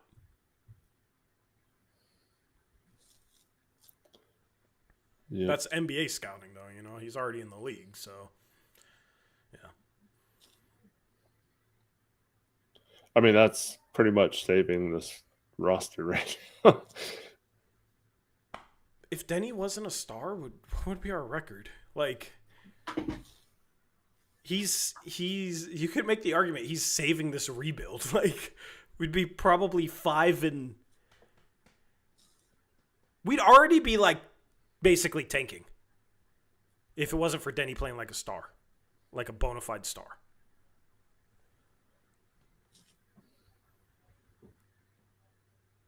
We'd be like 5 and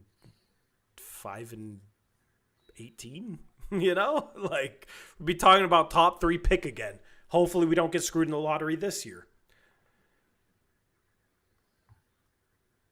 Denny is, in a way, single-handedly saving this rebuild.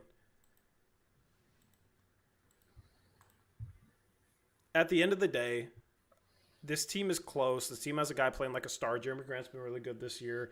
Shaden Sharp did have 28 today. It just wasn't particularly efficient. But, like, this team is capable of playing competitive basketball. But we also have to stop acting like this team has arrived in any way, shape, or form. I thought it was funny the Blazers did the feature in between the third and fourth quarters, narrated by Casey Holdall, basically about how good their defense was when they were sitting here with the 18th ranked defense and adjusted defensive rating, and then in the final 3 minutes and 43 seconds gave up 19 points. You know?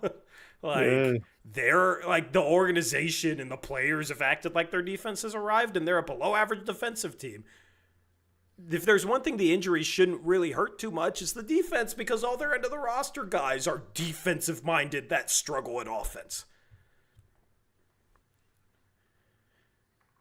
And they're 9-14. Like, nobody should be sitting here like, time to crown Joe Cronin the genius of rebuilds. After year 5, we have a 9-14 team. Well, the 3-6 record. Yeah. Or the 36 wins last year is what he's the genius of rebuilds. We got 36 wins after 4 years. And, Milwaukee cut Dame because he tore his Achilles, and we somehow got Dame back. That's just full circle. Traded Dame and got Dame back, so it's like he got all this for nothing. Like, it's just, it drives me crazy, man. It drives me crazy. Like, we gotta stop acting this way as a fan base. I just don't understand the celebration of not even achieving anything. I'll celebrate once we win a freaking playoff game. It's not even a high bar. There's 16 teams that make the playoffs. It's more than half the league, but, like, we're not even there yet.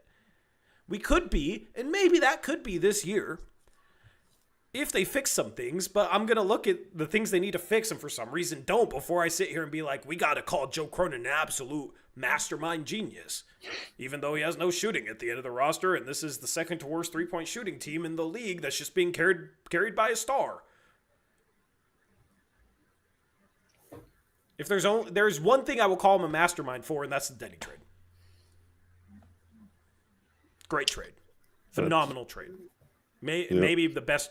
Like, it might get to the point where it's looked at as, like, outside of the Gerald Wallace trade that got us Dame, like, maybe the best trade in Blazer history. I don't really know Blazer history before that, but, like, it's up there in the conversation, I would assume. Like, you traded 2 picks. One was the 14th pick. One could be a late first. And you got back a dude that's a star now at 24 years of age on a great contract. Like, that was a phenomenal trade. Outside of that, a lot of work to be done with this roster. They're close. But they got some crap to figure out, man. Hey, we get to do Tankathon tonight, right? Yes.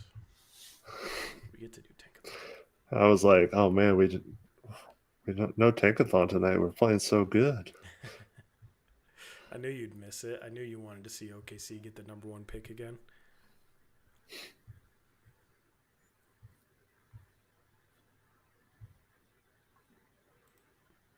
Alrighty. It's already set up. Wow, look at that. Portland has 10th best odds. 14% chance at the top 4, 3% chance of the number 1 overall pick. OKC now has fallen to 6th. Good job, Clippers. You won a freaking game. Proud of them. They passed the Kings. Now, hopefully they can They pass. lost to Memphis. Yeah. Pass the Hornets. Memphis right now is in 9th in the West. We're in 10th. Utah's in 11th. We're only half a game ahead of Utah. They got destroyed by New York tonight. Yeah, they were down 23-0. 23-0. This Milwaukee pick could be as high as 2 to Milwaukee. I wonder if because New Orleans is so bad, they're like, okay, we can trade Giannis and tank this year because we know we can't get the number 1 pick, but there's 3 number 1 caliber players you could argue. They could get as high as 2 or 3. If New Orleans gets the number 1 pick and that goes to Atlanta. The lock icon means there's some sort of protections on it. So Portland gets it. Portland has a lock because if they fall outside of the lottery, meaning if their pick is 15 or later, they would convey that pick to Chicago. Yeah. Same thing with Washington. There's predicted 1 to 8. That pick will go to New York. Otherwise, they're not going to fall below 8th. Someone said this in chat earlier, and I know we kind of mentioned it. I don't know if it was last stream or the stream before, but are you at all worried about our 2028 pick?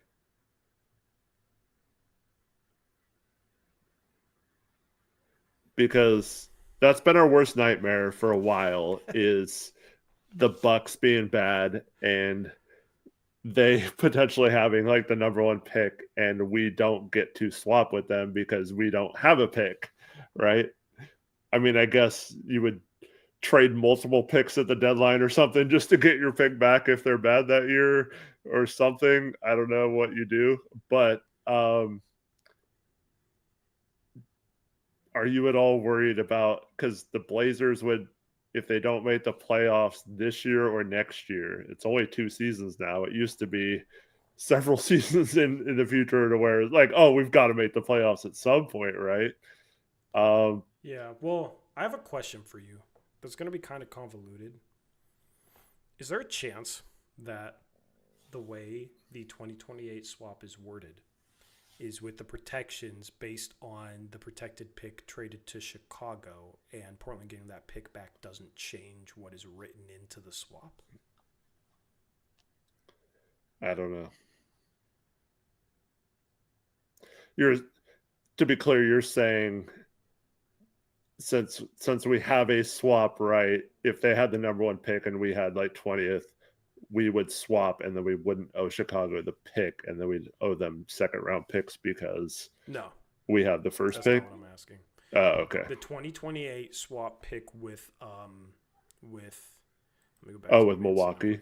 scenario. Yeah. Yeah. So like real GM future picks detailed.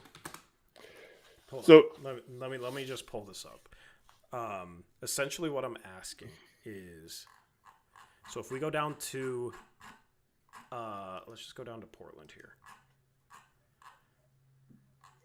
Where's Portland? OKC, Philadelphia, Phoenix, Portland, okay?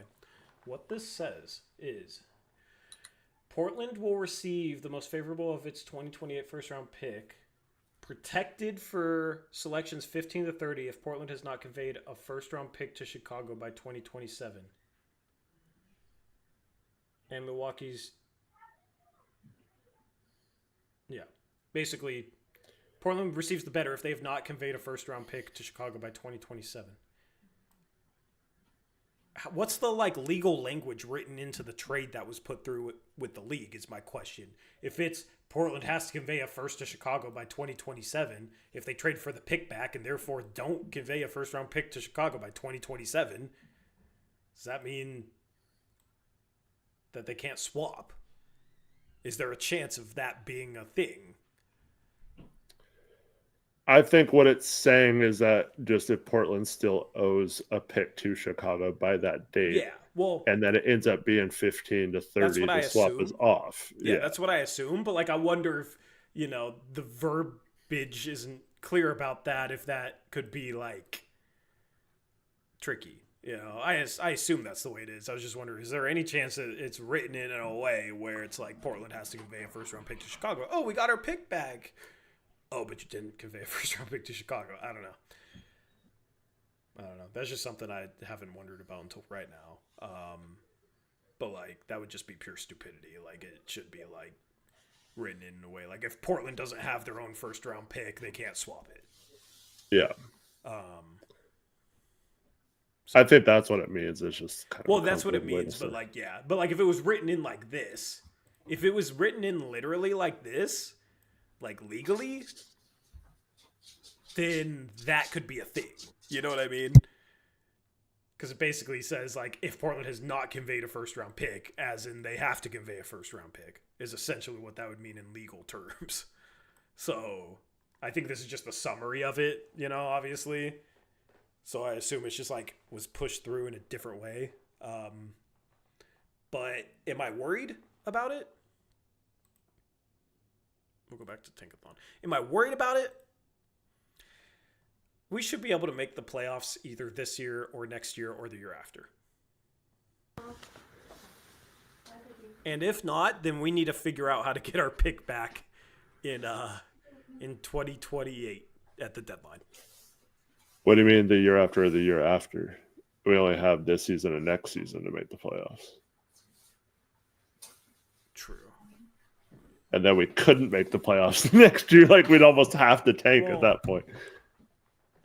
No. Basically, we have 3 years because it's 2028 swap. So if we make the playoffs in 2028,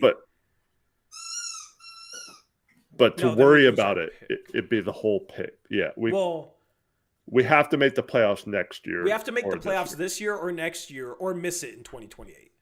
Yes. Yeah.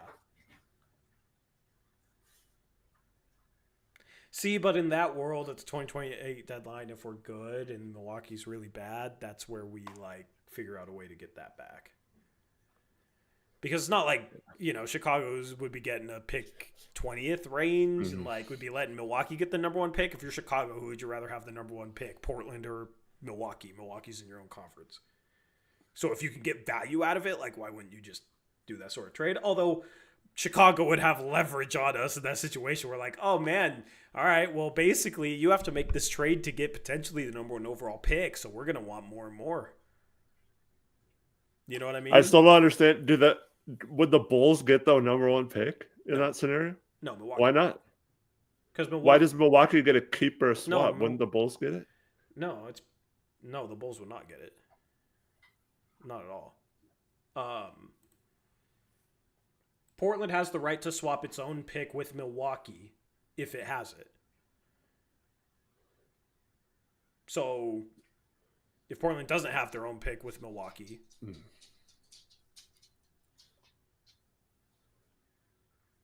right? I'm just wondering why the Bulls would, or why the Bucks get let off the hook just because we.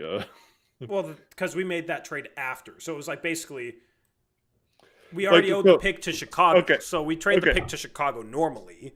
But let me ask you this: if we have the right to swap, don't we have the right to choose who gets the first pick between the Bulls and the Bucks? Then, well, we don't have the pick, so we don't have the right to swap. I know, but wouldn't that be funny if we had? Yeah, choose. What team do we want to have the number 1 pick? Yeah, that would be kind of funny. That'd be such an interesting debate. I think because we wouldn't want the Bucks to have it because they have our picks after that, or we have their picks after that, so we want them to be bad. So we'd pick Chicago, right? I wouldn't hate trying to do something like, all right, Chicago, we want our pick back. We'll trade you Orlando's 2028 first protected top 6, okay? Or top 7. So there's more upside for you. And if that pick falls in the top 6 or 7, whatever it's protected for, then you guys get in 2029 the worst of Portland, Boston, Milwaukee pick that we have, as well as 2 seconds. And we get our pick back. Because the problem is, if you wait until 2028 and then try and get it back, Chicago can just rake you over the coals. Oh yeah, like AJ's saying, you could just let's say we got the 10th pick in 2027, we could just trade that to them ahead of time, so we wouldn't even have to worry about the scenario the next year. Yeah, just trade that for our pick back the next year. I think if we reach the 2027 draft and that's the case, I think that might be the best solution, unless we have a top 5 pick or something. But could Chicago say no? They would, but why would you want a possible lottery pick or a non-lottery pick the next year instead of the 10th pick a year? Because sooner? then next year, if Milwaukee's really bad, then you can probably get more out of Portland. Yeah, but you might not. Yeah, I mean, you're probably right. It's just the leverage you have in that situation. Or maybe you just do Also, it this year, so it's not even close, right? Well, 2027 draft isn't particularly good, is it? It's not looked at as it's still early, but it's not looked at as a particularly good draft class. They might rather have the 16th pick in 2028 than the 10th pick they're in not. 2027. They won't think that way. I guarantee they won't think that way. because it might not convey. Some It might teams turn have. into Teams have before. if Portland hasn't made the playoffs by then, something's going wrong, and they might not make the playoffs then, and then it would be 2 seconds. So they're not even guaranteed to get a first in that situation. I think they'd but if rather it's take like the 10th pick. Then. yeah, but like think of the two paths there though. It's like either we probably get a pick, mid-teens, because Portland, if they're not making the playoffs by then, if they're going to make the playoffs, they're probably going to be at the bottom, 7th, 8th seed in the West, right? So, all right, we get a pick in the mid-teens, or we don't get a pick.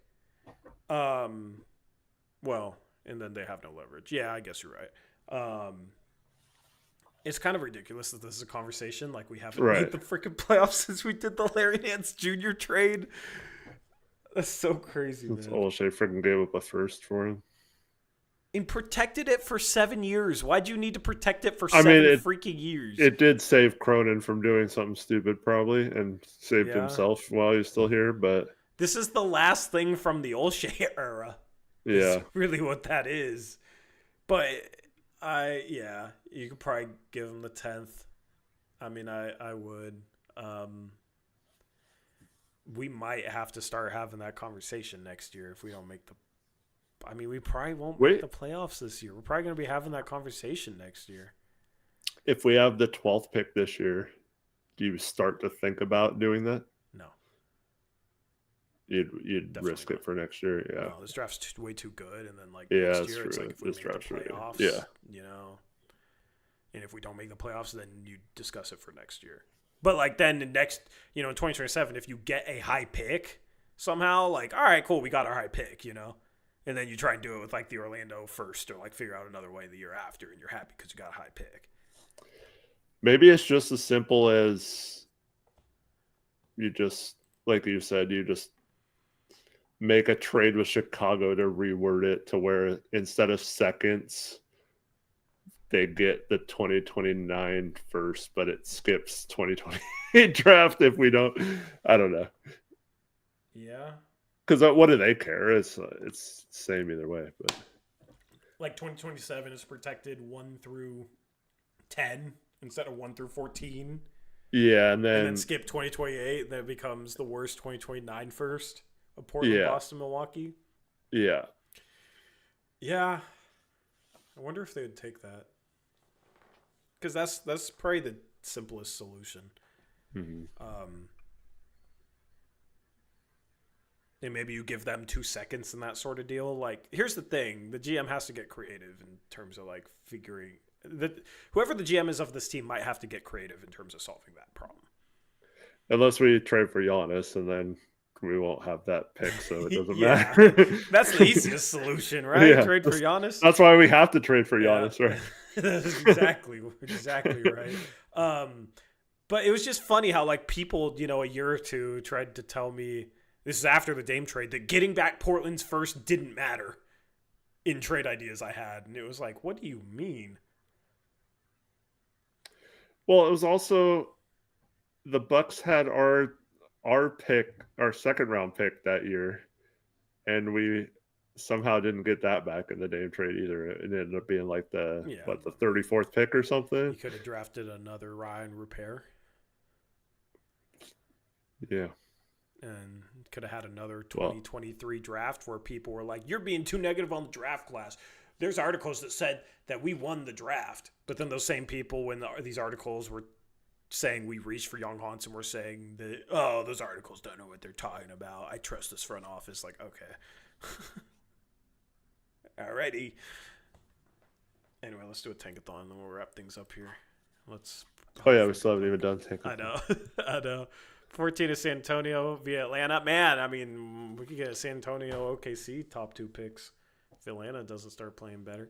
13 is Memphis. 12 is Milwaukee. 11 is Chicago. And 10 is your Portland Trailblazers. 9 is OKC via Utah. 8 is Dallas. 7 is OKC via the Clippers, so that's good news. That's good news. 7, 9, and 14. At 6 is Sacramento. And at 5 is Atlanta via New Orleans. So they don't get lucky. At 4 is Indiana. At 3 is Washington. At 2 is Brooklyn, which means the Charlotte Hornets get the number 1 pick. Trade LaMelo, draft Darren Peterson is what I would do. Yep.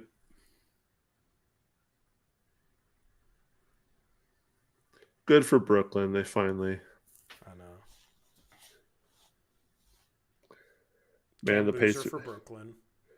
Pacers beat the Bulls tonight. That loss is looking worse for us. Yeah. At home, dude. Yeah, come on. That was a bad loss. They've lost 6 in a row. Was that the last win? No, it was longer than that. But their only win since then was a 1-point win at home versus Washington. Yeah, that loss looks horrible.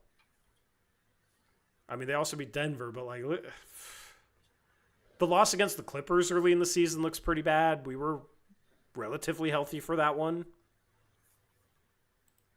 I mean, the Clippers have won 4 games since they beat us on October 26th.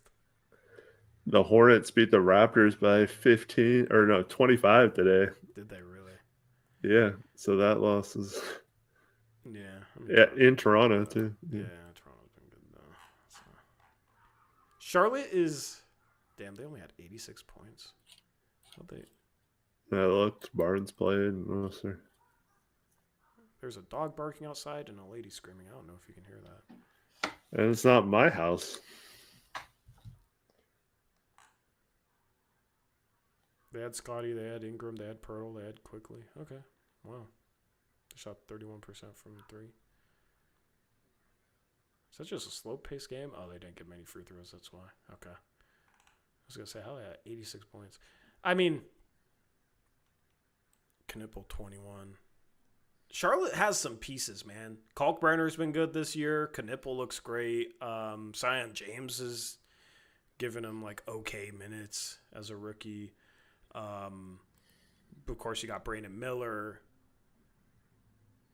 If I took over the Charlotte Hornets, I would try and trade away Miles Bridges and LaMelo Ball for anything I could get, and like draft Darren Peterson, like based on this. Where was it?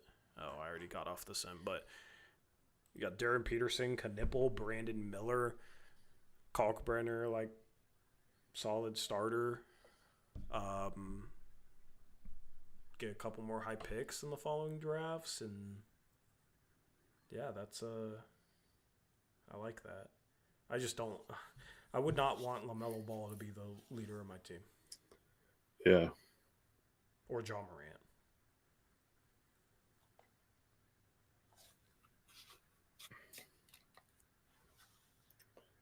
Anyway. Shout out to Sleeper. They're giving you $20 for free if you use the code Uprise. You'll literally get $20 free in the app. Free $20 deposit. You can put it on one parlay and hope that you win, and you get all the money you win. Or if you lose, you don't lose anything because there's no deposit required. So use the promo code Uprise on Sleeper, put together a parlay, have some fun. We got NFL season getting close to being over. I have to do picks for NFL because my fantasy team is dead in the water. Dead in the water. So if you're in the same boat as me in that water, use that code. You also get 100% match up to $100 with Sleeper. We'll be live again on Sunday. Freaking Sunday games, man. Freaking Sunday games. Let me look at the schedule here. The Blazers have basically one game in the next 6 days as they take on the Grizzlies. We have that listed as a... we need to get back on board with the event nights. But I need to set that up this weekend. I need some time to actually get ahead on those. So we got Trade Machine night on Sunday. So that'll be a good game, especially if we lose, to look at some trades. So we'll hop in the Trade Machine, maybe look at more Giannis trades, maybe Giannis to other teams in Portland. Facilitates. That sort of thing. I don't know. And then the Blazers got the Pelicans on... what is it? because it's not in the Discord. Thursday? It is Thursday, yeah. I'm just happy to almost be done with all the freaking early games, man. These are so many early games lately. Feels like there's just a ton of them. So yeah, so at Memphis, then they'll have 3 days off, then they'll play at New Orleans, and they'll have 2 days off. So they begin a really light stretch here where they only have 2 games in the next let's actually count the days. 8. Yeah, the next 8 days they only have 2 games. So hopefully they can get some rest, get some guys back somewhat soon. After these 2 games against Memphis and New Orleans, they then begin a stretch where they have 7 out of 8 games at home, in some games including 2 games against Sacramento, a game at home against Golden State. Portland's played Golden State well this year, so that's the Dame Glass night. I think I'm gonna have to go to that for the Dame Glass. And then versus Orlando, versus the Clippers, versus the Celtics, versus Dallas. Some winnable games in here. The game against the Clippers on Prime, the game against Dallas on NBC and Peacock. That'll be Cooper Flag in Portland for the first time. That's a winnable stretch, but the Blazers' schedule is lightening up with these 2 games on the road against Memphis and New Orleans, and then 7 out of 8 games at home. So the next 10 games I think are very crucial for the Blazers, eating into that 5-game below 500 deficit that they're in right now. Anything else, Eric?